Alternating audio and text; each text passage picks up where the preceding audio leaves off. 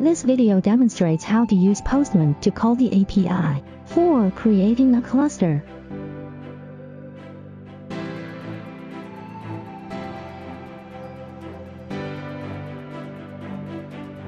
Click your username on the upper right corner and choose My Credentials. Make a note of your username, password, account name, and project ID.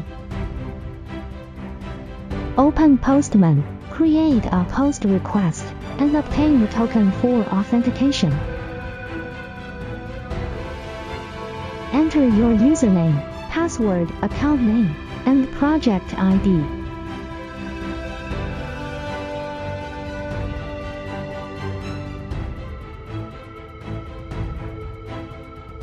Make a note of the token value in the returned result. The token is valid for 24 hours. Create a post request, call the API, and add configuration items.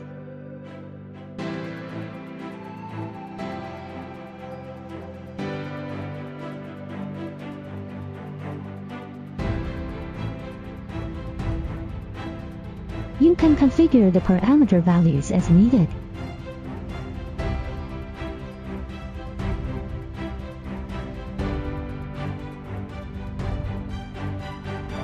The cluster is created.